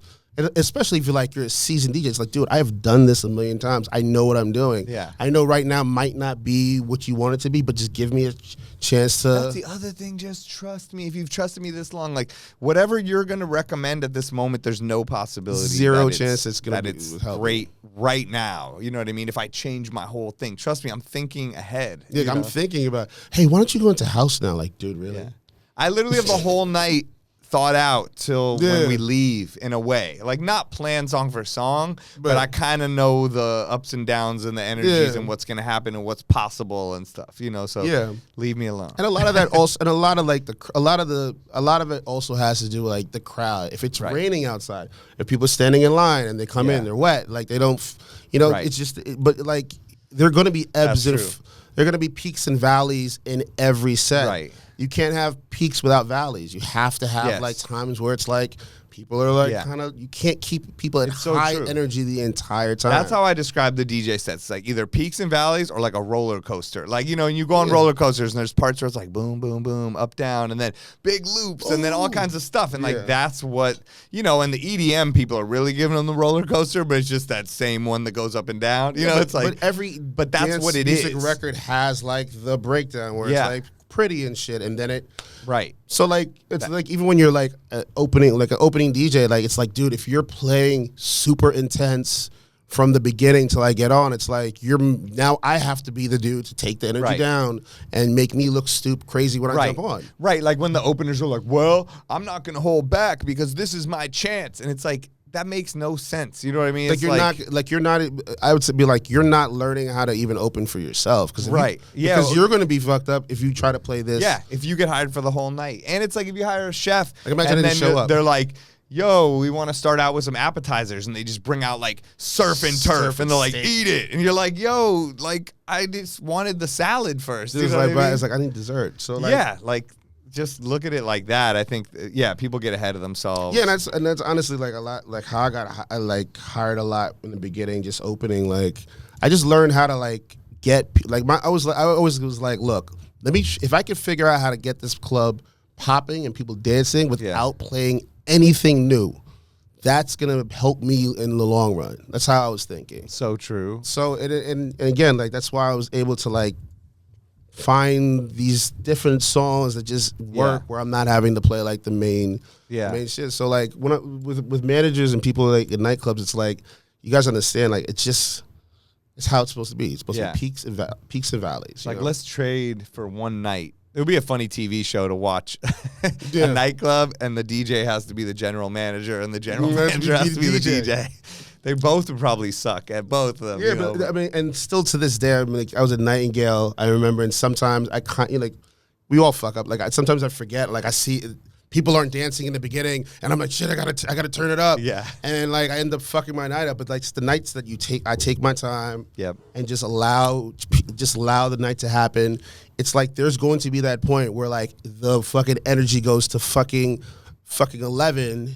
Yeah. And that's what people are gonna remember. They're not gonna remember like the first hour of the club. You know what I mean? Yeah. Like the first. They remember how they feel and how you made them felt. You know how you made them felt, and that's what I say about DJing, and I keep talking about chefs or stand-up comics or whatever. Like, we're all creating this memory for the people in the crowd. You know, whether they're eating, laughing, dancing, like, we're there to create these moments and these memories that will then be tied to a joke or food or music or something. Yeah. And like, that's part of our job in a way. Exactly. You know, is to like create the memories, you know, and yeah, they're not going to remember that beginning part, so don't stress out too much. Yeah, or if you're playing that beginning part, use this opportunity to play like cool shit that people are going to remember. Like, fuck, I can't believe you played that song. Right, and that taps into their memories from 10, 20 years ago that they're like, I love that. I can't, you know, this is making me feel good and leading into the night in a good way. Sometimes, like, even when I had people opening, I was doing like big rooms like Live in Town Vegas and Hakkasan. It was like, I felt it was weird to just go on at 1:30, 1 o'clock in the morning. It's hard. Like, I have to go on and the energy's got to go up. I'm like, fuck. I'm like, all right, how do I do this? Yeah. Because it's like you end up like either playing records too fast or playing records too long. It's like. And like when you're on the equipment for the few hours before the club gets packed, like you've already realized like, oh, the left EQ was down or the thing was there. God. Like when you go on right away, like sometimes it takes me 20 minutes to realize like, oh, the thing wasn't turned up or the crossfader's off, and then I'm like, that's why it sounded weird. The worst is when the filter's on and it's like tiny bit. It's just a tiny bit to the left or the right. It's turning the bass or it's turning the treble off. You're like, why is this not hitting that hard? You're like, and like you can't see because it's dark. You're like, oh shit, the whole time. And then I flick it like a tiny bit, and then like boom, the bass goes dark. Like, oh my god, what was I doing? That happens a lot. I hate that. But like, I love the end, like when you could just play what you want and get people, like, you know. Yeah, the beginning and the end is the time for the real DJing. Cool. Yeah, that's the real DJing. It's the real shit. Shout to the openers and closers out there. Yes, I know. Let's get those rates up for you guys too. Somehow, guys, come on, let's push. Amazing. Well, so some other, something I wanted to ask. I mean, other things, you know, like we've discussed. You're married to DJ Kiss. Yes. An amazing DJ, you know, in her own right. Yeah, so and dope. like you said, stand-up comic and she seems to be able to not be afraid to do anything willing to tackle anything. I always tell her and tell people she's one of the most, and not because she's right, she's one of the most talented people. Like, she just, whatever she decides to do, whether it be DJing, stand-up comedy, whatever, she's always like dope at it. Right. Like when I first met her, you met at this Club PM. She would comment on like music I was playing. Yeah. I was playing like samples and shit in the beginning, and then she brought me a CD with all these samples that I didn't have. I was like, oh shit, you really like. And she was like reading the liner notes of CDs and like just finding the samples to these joints, just not even being a DJ. So once she started, I would say like within like a couple weeks or like a month after starting to DJ, I was having her close for me at Stereo. Oh wow! Which was like a major months too. That's no, it was not. It was like a few months. It was like a few months. Like, maybe I'm exaggerating. It was probably like 6 months. But like she just, I'd have her going, and I'm not talking about like 3 to 4. I'm talking about like 2:30. Right. The pressure's and on. Like it's packed, and she would murder it. And I was like, yo, amazing. I couldn't even do that when I started DJ. Like, you know what I'm saying? I wasn't that confident, but you know. And she like play again. She's beautiful, looks like a model, but she DJs like a club DJ. Yeah. Like she was like, you know, near club DJs were very competitive during that time, and she was in there crushing the shit. Right. Yeah, she's definitely one of a kind. Yeah, and then she started doing the event world, so that's dope. So I guess a question I have is, because I'm married too, what's it like being married to another DJ? Like, because my wife has to hear all my bullshit, but then I think she could like go do her thing. But you guys are so much in the same thing. I wonder, like, do you love having the DJ conversations, or is it just like, let's stop talking about it? It's annoying. It's really fun because it's like having, it's like being like it's like being with like your best friend, like just like, oh, we could talk about everything. You guys, can I really relate to so many of the same but at the same rate, if you get into an argument. If you get into an argument, I'm gonna tell this story. She's gonna kill me. Well, then she has to be the winner. No, I'm gonna tell this story. She gonna kill me. But like we were like, I remember we were like in the Brigada in these places, and we got into the argument before the club or something like that. But we still have to we DJ together, like a marriage argument. Yeah, not like a marriage. Like no, I'm gonna play DMX. No. It was it's actually stupid because I hate I hate when we both hate when like people are talking to us. Right. And I remember like she was like, I'm playing something, and she's like, you really gonna like, yo, can you should just go into I was like, baby, don't tell me what to play. And like I was like, I'm not gonna tell you what to play. And then she's like, yo, and she's 100% right. I'm in Brigada like playing like fucking like weird like some weird rock record or some shit. And she's like, really, you gonna do that? You gonna do that to me? Yeah. And like so we got do that to so me. Yeah, we got mad at each other. But like again, it's a wonderful thing being able to share your passion with your partner and they being able to understand. So like anytime I'm going through like, at a nightclub that didn't have a good night or whatever, it's like, not saying I say a regular girl, but like, someone who's not a DJ wouldn't understand. And she's like, she gets it. And like, I the same thing for her, like, so it's a definitely amazing thing, We get into fights about Prince versus Michael. We were doing that for a while. I would have to sleep on the couch. That's all DJs. But like, it's definitely dope. Wow. And we're actually we started we're working on a scripted series about how we met.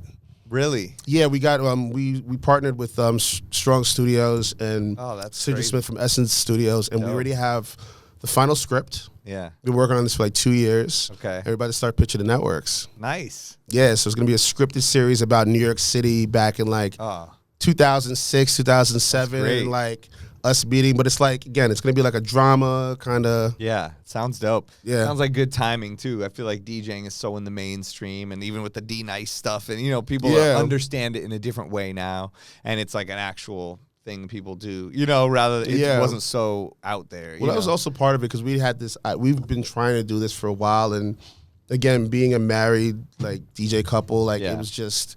We were approached by a lot of reality shows back when we were in New York. Right. We shot a pilot for like an NBC show. Okay. But it just never came out. But I always wanted to do something scripted because I like to keep our life private, and I don't want to invent drama in my marriage. And like I just that's don't what you need to do on these reality shows. Yeah, that's why. I mean, listen, why else would you watch it? You don't want to watch like. Is there any show you've ever watched where it's just normal? Yeah, it's like you watch I used to love Entourage, but after a while I was like, there's no real stakes. Yeah. Like there's no real like real like that's how like no one wants to watch like a happy marriage. That's true. So it's scripted, so it's dope. We should we're starting to pitch and amazing. Knock on wood, hopefully. Yeah. Hopefully, I know. Well, you're in the right place for it. And DJ Twitter will definitely like start shit like going in on us. Yes. Well, good. That record did not come out during that time. If you're not pissing people off, then maybe people aren't noticing. The mixer wasn't plugged in during the DJ scene. It was the TTM 56 in that year. There was no 57. Yeah, the S9, dude, that was 2006. That's the first Serato box. Yeah, no, I love DJ Twitter. I just sit in the background and just read and just laugh. I feel like 98% of me on DJ Twitter is me holding back from responding. Oh no, I write and then I delete. I'm like, don't ever do it. Probably the 1 or 2 times I've gotten in the conversations, I've just regretted it, and I'm like, all right, I'm just gonna keep it out, like, because I can't express it like I can on this podcast. I could say what I think, but I can't write it in the short thing, and it comes across wrong, and then the people reading it then take it out of context. It doesn't make sense. Responding to shit on Twitter and in social media is the worst idea because so dumb. Your point will never be understood the way you said it. I remember I posted on like Bleacher Report like something about LeBron, but it was like I was something like that. I said no, either LeBron or Kyrie Irving. Yeah. And I was giving him a compliment. Right. But I was saying it in a way that you would say it in New York. I forget what I said. And then like people were like responding like, oh, you don't fuck with him, blah, blah, blah. I was like, no, it was a compliment. Like, yeah, people will take it all out of context. I mean, even fake things. Like we were talking about Sundance, and I was working for Chase up there the whole time. I was doing a bunch of movie premieres, and I do their Chase Sapphire card holder party and all this stuff. Yeah. And I do the first night, and I go to sleep. And I wake up and I look at my phone and there's a text from the event planner and then from the PR people, and then from the Chase people, and it's all these screenshots from Twitter. And I go, what is this? And they go, what is this? And I look, and some dude has taken my picture and put it up and wrote a whole story about me and was like, this DJ at the Chase Lounge owns so much real estate in my head. He bullied me for 14 minutes last night in front of the whole crowd by taking my requests over and over, pretending like he knew them, then acting like he didn't know them, and made me feel like like they wrote this whole crazy story. That's the fun. 100% fake. Like it didn't happen, you know? And I've 100% done that to people. Sorry. So I'm like, but I knew this did not happen because I DJ'd the night before. Yeah. The only people there were the cast and crew of the movie. The only person I talked to was the star of the movie, and he kept asking for Drake, and I played it the second he played it, and none of this happened. So I'm confused. I'm like, what? And so then I write the person on Twitter. I go, yo, I think you got the wrong person. Of course, that sets off anybody that follows me can see it. So then all these DJs start going at the dude. So then he starts coming back. See, this is what I'm talking about. You're trying to act like I don't exist. And I'm like, no, you don't exist. This is fake. I go, so then I tell the people from the thing, oh, no, this is all made up. And they're like, So then I DM the dude. I go, yo, this isn't funny. Like, you're saying I'm bullying you. You're honestly bullying me. You're messing up my whole job. I got a huge corporation thinking that I'm bullying you, and you're not even here. Because I look at his Twitter, and he had photoshopped his face on all these people at Sundance, and it was literally a fake account, fake, full fake. And I go, what are you doing? Like, I don't know what I did to you. Like, delete this shit. So he writes me back, oh my God, I'm just a kid. I'm so sorry. I made up this whole thing. I didn't think people would see it. It's a joke. I thought people would understand it's satire. And I go, there's no satire. You just came at me out of nowhere. And then the Chase people Google their name, and then you're the main thing saying I bully you at their event. And he's like, oh my God, I'm so sorry. He ends up deleting it. So then I screenshot everything, and I'm trying to explain it to all the people. But it's like you're saying, it's even... The people are like, oh, so you weren't bullying him? I'm like, no, none of this even happened. This guy doesn't even exist. This account is like a little kid that's pretending to be a fake actor. And it was so hard for people to even grasp that. And I had to like keep showing like all fake. Like I've never. You're like, guys, this is the internet. Also, like me, I don't think I've bullied anybody. You know what I mean? Yes, I've done the request thing where I'm like, I don't have it, but especially up there, I'm nice to everybody. Like I have nothing to lose, you know? So. A nightclub nightclub's different, but at those events, you don't know who the head of the studio is. Or I'm nice to everybody. I take all the requests. I'll play every request, you know. So it was just so funny. You imagine at a wedding, but that's with the Twitter. Like I even got taken down by a fake thing. I'm like, yo, what are you doing? Wild. And I had to like bring it, and it sucked too because they were like, yo, we're gonna do this whole post about you for National DJ Day, and then like. Pulled it, you know. That's so crazy. I was like, thanks a lot, random fake guy on the internet. Like, I never honestly, I'd never in a million years would have thought about that. That's crazy. I hadn't either. Now I'm literally and they kept going, well, why is he doing this to you? Does he know you? And I go, no, I think he Googled like Sundance and just found my picture because I was like, yo, at the Chase Lounge, you know, whatever, put it on Twitter. Weren't you like some kind of, you was doing like a magazine about like an article about you? It's for Sundance? Yeah, I got a little article. Don't play. Yeah. He's like, yeah. I was. But I had their logo behind my head, so I think they were just like, no, this is not good. That's wild. That makes you want to put like my Instagram page on private. I know, and my Twitter, and you know. No, it's just again, it's the internet. These things are gonna happen. Yeah. Like, especially when you get more and more popular, but. That's crazy. Yeah, I know. So that made me think twice about. I don't even know what to do. But there's no. When you said like this DJ, like he didn't take my request. I'm like, oh shit, I've done that before. Well, of course, but when he said 14 minutes, I kind of figured it was a joke because like really you're gonna time out. You're being bullied for not 13 or 12 minutes or 15. It's 14. Like, come on. I finally got one of those people that holds the phone up with like the thing written on it. Yeah. I got that the other day because I've seen people post videos of them getting that. And I was like, shit, I've never had it happen to me. Yeah. Like I feel left out the club. And like it happened to me last week. I was like, oh shit. I get those Bad Bunny phone requests. Bad Bunny. Wait, something you mentioned earlier, I feel like we got to hit on that is like, you know, the big thing that like all the NFT people have now moved on to AI and like AI is taking everything over and we're saying all this stuff. So that ChatGPT thing, you know, I think there's so much stuff to it. So everyone listening out there, you can look it up yourself. I can't get into explaining all the way, but it's basically artificial intelligence that's very intelligent. It's the new shit. But you were saying you've used it for things like emails for clients or rewrite your bio.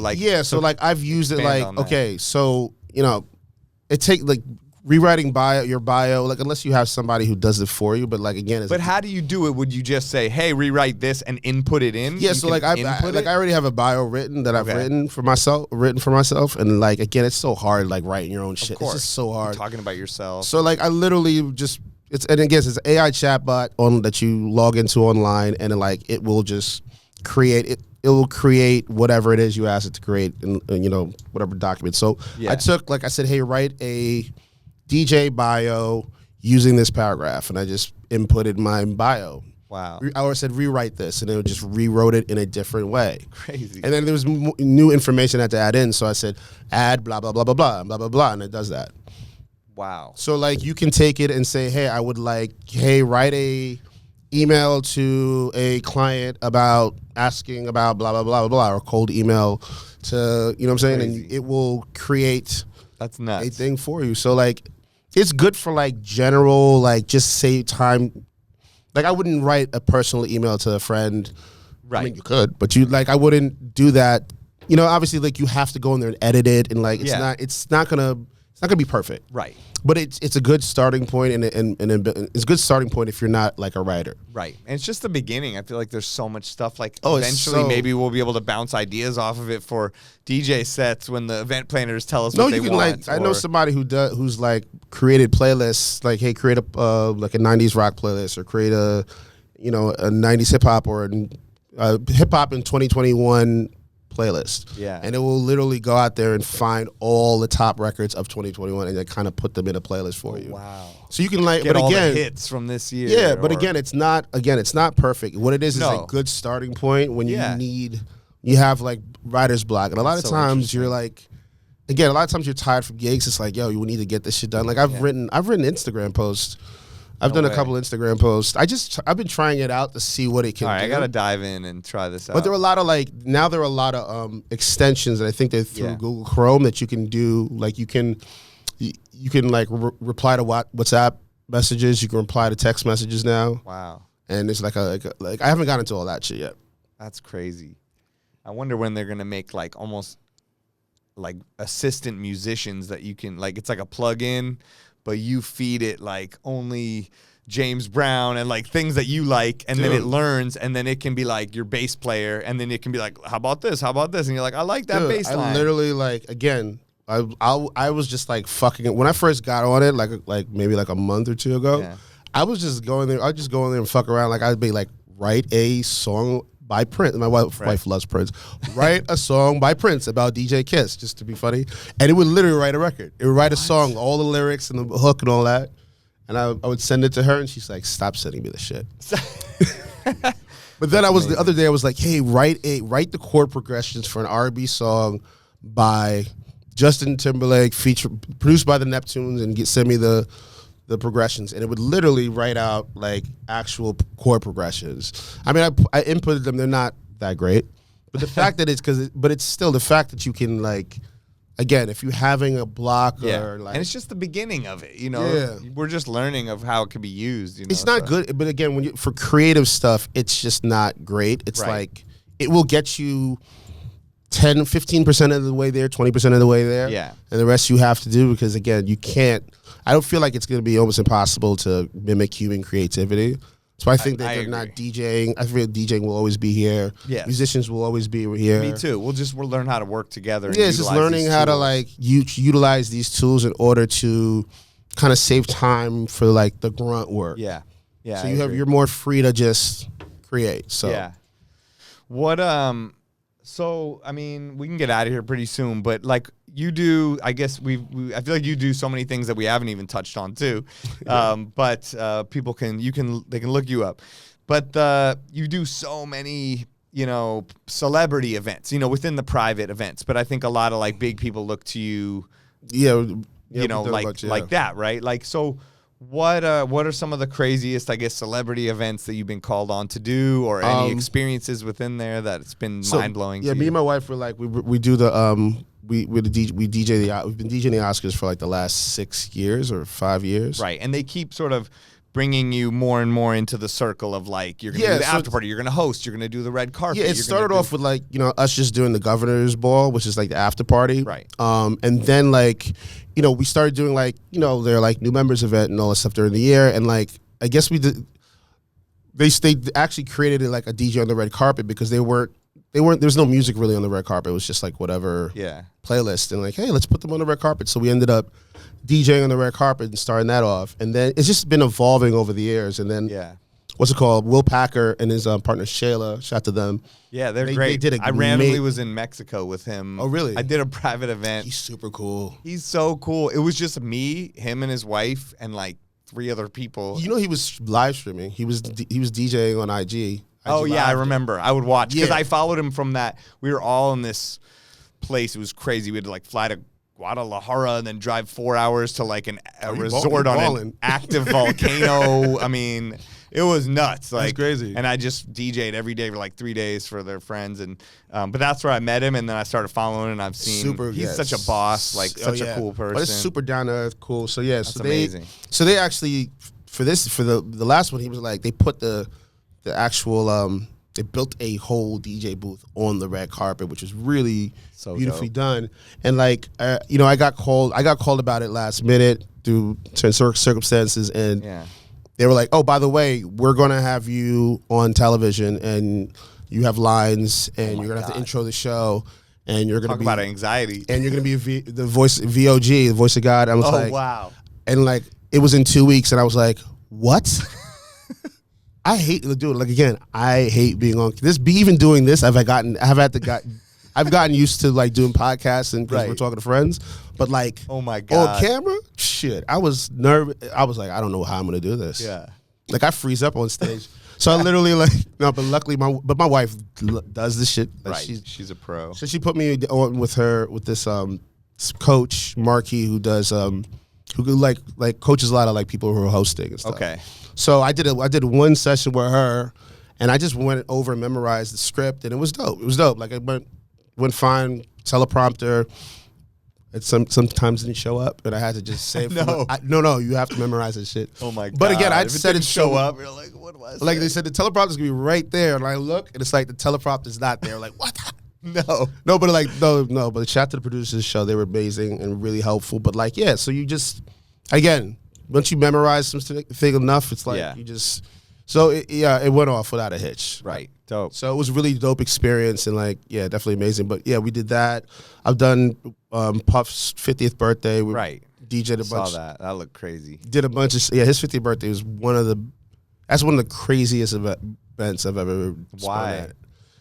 Everybody and their mother, like everybody. It's everybody. Like you ever think people think about like these events? It's like no, they're not like that. It's like there would be like a couple people that know, famous people, and like it's just a bunch of regular people. But no, it's like Kobe and like Beyonce, Jay-Z, like they're all like on the dance floor and shit. It's fucking dope. So I DJ'd that with Cassidy and D-Nice and Kenny Burns. So I kind of opened the thing, and then they went on and.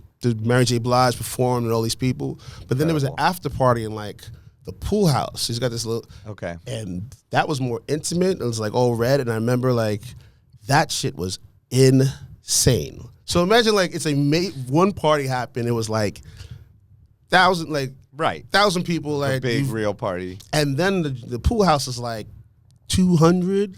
But packed, and that shit went to like 7, 8 in the morning. I mean, oh my God! I remember I was DJing, and then that's pressure too, because you want to keep them going and you want to be happy. I've been there since 9 o'clock. It's like, yo, what are you playing at that point? I gotta see your history. No, and so 9 o'clock I played to like 9 to like maybe 11, and then like we hung out. Me and Kiss hung out. I'm drinking. And then like around 2 o'clock, I was like, I went to the pool house, and me, Kiss, and Damien were like sitting there chilling. And I'm playing like 80s music. I just had a mix on. And then around 3, 4 o'clock, people started walking in. Wow. And I was like, kind of like, I'm so fucked up right now. I don't know what to do. And that shit spinning. I was so fucked up. Let me tell you, this is a funny story. I was so fucked up that like I'm playing Wait a Minute. And like it's starting to get packed, like Usher's in there, and then I see Ray J, so I'm playing Wait a Minute, and like DJ's rocking, like I'm thinking of killing it, right? So then like I cut the song off before Lil' Kim's thing for whatever reason. I'm like, good, and literally my wife taps me like, "What the fuck? What are you doing?" I was like, and I look over, and right next to Ray J's Lil' Kim. I was like, she's probably waiting. I was like, oh my God. I was like, to this day, I still cringe at that moment. But, that's horrible. But the party went off amazing. And then, so I get off at like 6, 7 o'clock. And then Jay Murphy, shout to him, he goes on. And the party's still fucking going. I was like, dude, we were outside. Crazy. We were outside the crib, like sitting on the curb. Like people are like, what? Listen, that was an epic night. Yo, that's legendary. Yeah, but we've done we've done a lot of like celebrity parties, and it's been fun. Yeah. Again, it's like amazing. It's good to see people let their hair down and have a good time. Crazy, man. All right, well, we can. I'm sure we could have a part 2 with a lot of other stories too. Oh, yeah. But is there any other stuff you want to touch on or let people know about? Maybe future things coming up, things you're working on. Obviously the show. That's kind of like the major project. And I guess let people know where they can find you. You know, website and social media. So website is DJM.OS.com. Okay. Which I finally got after years. It takes a while sometimes. I know. I still can't get DJ Spider spelled out normally.com. DJspider.com. There's a guy who spiders. There's a guy that's called DJ Spider, I guess, really? That is like, no, I won't sell it to you. Like, I don't know what's happening. Like, he's just like, I have it on, I have some alert that tells me when it expires, and he always redoes it. Like, there's a guy like Calvin Harris, like, I'm not giving it to you. I'm Calvin Harris. Yeah. I'm like, okay, but thanks a lot. I'm kind of doing it. I'm kind of Calvin Harris, though. Yeah. I'm kind of DJ Spider, though, but okay, exactly. Whatever. So yeah, DJM.OS.com, Twitter at DJ M.O.S, Instagram at DJ M.O.S, and SoundCloud DJ M.O.S 6. Yeah. Twitch DJ M.O.S 6. Okay. I can't get those. Those guys are not giving it to me. Maybe Twitch you could get. Come on. DJ M.O.S 6. Yeah, I don't. There's a DJ M.O.S in like Russia. Oh. There's a DJ Mr. Best in Russia. We were talking about Ryan Mr. Best. Yeah. There's a dude that sort of like based his whole life off him, like in Russia, and he like takes his shit and like posts it on the Instagram, but he's a real guy, so he posts pictures of himself, and he got tattooed on his whole forearms, DJ Mr. Best. Fuck out of here. And I'm like, it's the Russian version of dude. That beats my story. I was gonna say, like, I found some DJ. There's another DJ M.O.S that literally took my logo. Oh, I've had a few. And DJ has it on like his laptop, and like I was like, I'm like, what are you doing? Like, I've seen there's a few of them in different countries that have taken my old logos, my new logos. Okay, I'm glad I'm not alone. I can't even because DJ Spider, little did I know when I, back in the day, like, it's a very standard kind of thing. I feel like people could think of that all over, I don't know. Somehow I got the But M.O.S in Russia, he's like more like, does dance music and like real electronic, like, kind of interesting music. That's so funny. Yeah, so. Dope. All right. Well, you got any kind of last words or words of advice for DJs out there? I feel like all we've been giving is words of advice. I know we have. Honestly, this is one of those podcasts I feel like we just gave you mad gems. You guys gotta subscribe to us. Welcome. Thank you for coming to our TED Talk. This is our I can't even think. No, right but now. I'm so tired. Seminar. Parting words. I would say, just all you up and coming DJs, just keep at it. Just understand like this is a business and like treat it that way. And this is honestly one of the best times to be a creator and a DJ. Like there's so many opportunities online. Twitch is still a thing. Yeah. People are still making money off Twitch, and people are still tuning in. So like, whatever genre of music or whatever it is that you're playing, just if that's what you love. Stick with it. It will happen. You just have to be consistent and be smart. That's it. That's the truth. Boom. Amen. Boom. That's it. Just be happy with what you're doing, man. You gotta be happy. That's true. All right, yo, thank you for taking the time. Thank you for having me. Coming in. This was fun. And yeah, super fun. And we could have gone on forever, but I've been trying to shorten the podcast for you guys, all the listeners out there, so you don't have to listen to it in like 10 different sections. But yeah, go check out DJ M.O.S. and see you soon. I'll see you. Brother, yeah. Hopefully, maybe we'll hang this weekend or something. Dude, let's hang out Friday with you. Good. Yeah. All right. Peace. All right. Thank you, DJ M.O.S, for coming on the show. That was incredible. We probably could have gone for another couple hours, but we'll make it a part 2. We'll have him come back sometime. The 20 podcast is produced by Beatsource. Join us next week for more interviews as we discuss music that matters to DJs. I'm DJ Spider signing off. Peace.